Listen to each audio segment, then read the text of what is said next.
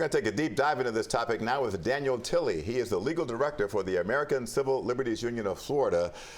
Daniel, the state may have a labor shortage now that it is cracking down on undocumented labor, but should kids be the one to replace them in the workforce?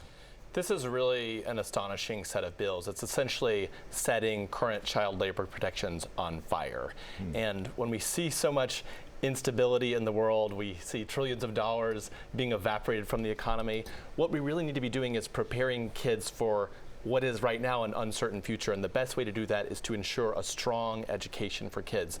And let's just be real about why this is happening. It is, as you suggested, it is an attack on migrants to rid the state of so many people who are essential to the economy of the state, people who all work across so many sectors, particularly in agriculture and also construction, but across the entire economy. And the idea that teenagers are going to fill all these jobs is frankly just ridiculous. Well, you heard what the governor said. He said he had a job as a kid, so what's wrong with kids working?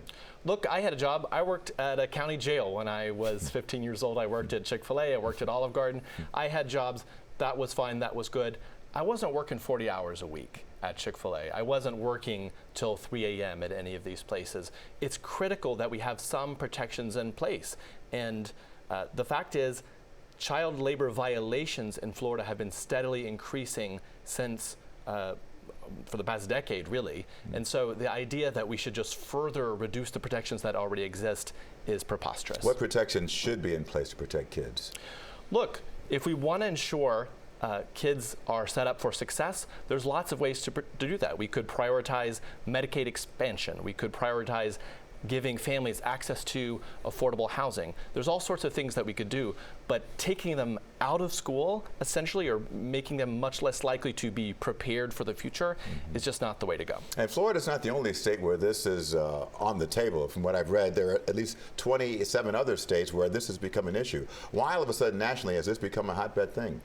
I think it comes from this very deep anti-immigrant sentiment from the politicians in power of the current moment. They are doing whatever they can to drive people out of Florida. And it really doesn't make any sense. Let's look at some of the things that have been passed recently. An anti-immigrant bill that criminalizes re-entry to Florida for undocumented individuals. That was just put on hold by a federal judge when we and others recently began litigating that. There's a bill that creates a mandatory death penalty for certain undocumented individuals. And those are words I never thought in my life I would utter, mandatory death penalty.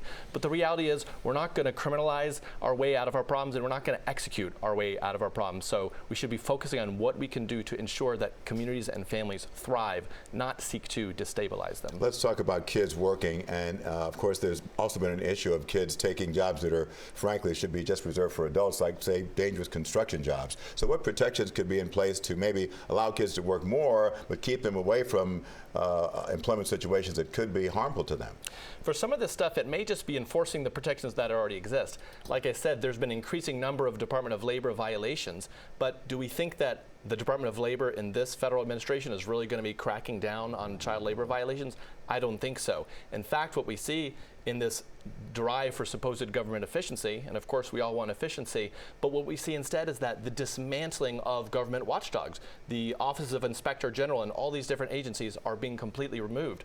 So if we want to hold government accountable, if we want government to do its job in making sure that people are following the law, you don't dismantle the government watchdog. So there's lots of things that we could do already, which is simply not further breaking the law. How likely is it that this bill will gain some traction and move to the legislature and pass in Florida? We're doing whatever we can to oppose it, but it is moving forward currently. Wow. Do you see a trend here that in essence is going to create two classes of people, the educated and the uneducated, who don't have the opportunity to further their education because of laws like this?